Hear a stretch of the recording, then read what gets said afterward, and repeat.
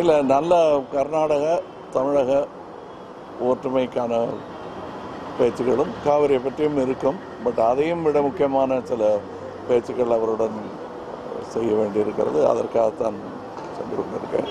கண்டிப்பாக இது சினிமா சம்பந்தப்பட்ட விஷயங்கள் பேசப்படாதுங்க. காவிரி நீர் ஜூன் 12ஆம் தேதி தண்ணீர் நிலத்தில் திறந்து வருகிறோம். விவசாயிகளுக்கு இதையும் வலியுறுத்தி தண்ணீர் திறக்க ஏதாவது நடவடிக்கை வலியுறுத்தும் பலம் எனக்கு இல்லை. நான் மக்களின் பிரதிநிதி, அவ்வளோதானே தவிர அவருக்கு எடுத்து சொல்ல முடியும், அவருடைய கருத்தை இங்கே கொண்டு வந்து சொல்ல முடியும். 4 மாநில மத்திய அரசு காவிரி மேலாண்மை வாரியத்தை அமைச்சாச்சு. இருப்பினும் கூட கண்ணீர் திறந்து விட வேண்டியது கர்நாடகா முதல்வர் கிட்ட தான் கையெழுத்து மாதிரி சொல்லிடுறாங்க. இதில் கூட தமிழகத்தில் இருக்கக்கூடிய கட்சிகள் அரசியல் செய்கிற மாதிரி நீங்கள் நினைக்கிறீங்க? அது வேணாம்ங்கிறது தான் என்னுடைய கருத்துங்க. ஆரம்பத்திலேருந்து சொல்லிக்கிட்டு இருக்கேன். இப்பவும் அதை நோக்கிய பயணம் தான் என்னுடையது. சந்திப்பின் போது கர்நாடக முதலமைச்சர் என்ன மாதிரியான கோரிக்கைன்னா அது பேச்சு எப்படி போகுதுங்கிறத பார்த்தாங்க சொல்லணும். நம்ம கோரிக்கை என்னங்கிறது ஊருக்கே தெரியும், அந்த ஊருக்கும் தெரியும், அந்த ஊருக்கும் தெரியும். அதனால் நம்ம அவரால் என்ன இயலும், நம்மளால் நமக்கு என்ன தேவை, அதை தான் அவர்கிட்ட பேச வேண்டியிருக்கும்.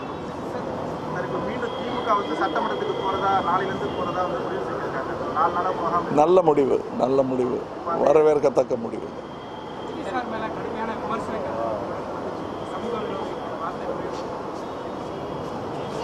அது விமர்சனம். என் கருத்து என்னுடைய கருத்து மட்டும் இல்லை, அவருடைய கருத்து என்னங்கிறது அவருடைய இஷ்டம்ங்க. என்னுடைய கருத்து மக்களுடைய கருத்தை பிரதிபலிக்கிறேன். நான் மக்களின் பிரதிநிதியாக நான் சொன்ன கருத்துக்கள் எல்லாம் ஒட்டுமொத்த தமிழகத்தின் கருத்தின் எதிரொலி தான்.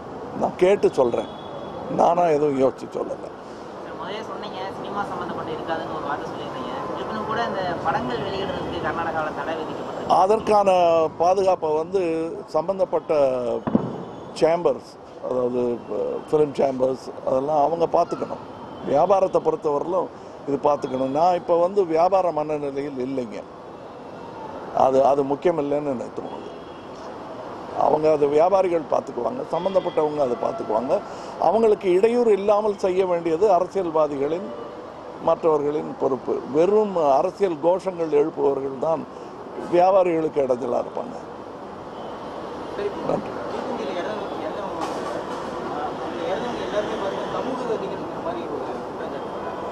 என்னை பொறுத்தவரையிலும் அப்படி இல்லைங்க. அப்படி பார்த்தா நானும் அதுதான்.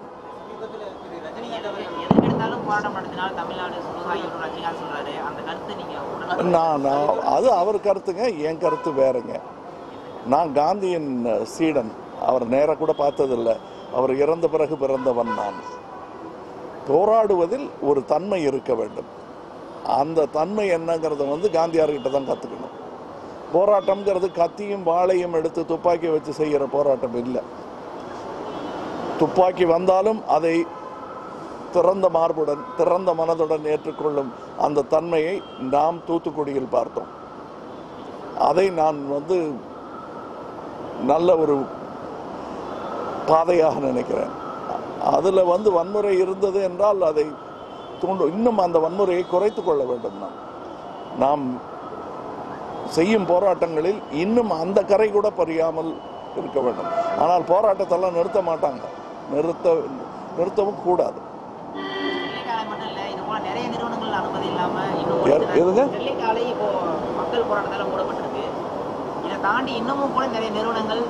ஆனால் ஒன்று, ஸ்டெர்லைட் ஆலை தன்னுடைய எல்லையை கடந்து பேராசையினால் பல தவறுகள் செய்திருக்கின்றன.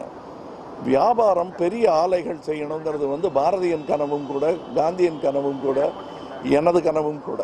பெரிய பெரிய ஆலைகள் வர வேண்டும். ஆனால் அவைகள் இந்த மண்ணின் சட்டங்களை மதித்து நடக்கும் ஆலைகளாக இருக்க வேண்டும் என்பதுதான். நான் எப்பவுமே தள்ளி நின்று வாழ்த்துகிற ரசிகன் தான். என்னை நீங்கள் அந்த கூட்டத்தில் பார்த்துருக்க முடியாது. பட் அதற்காக நான் பல முறை பிறந்த நாளெல்லாம் முடிந்து அவரை வாழ்த்தி இருக்கிறேன். இம்முறையும் அவ்வாறே நடக்கும்.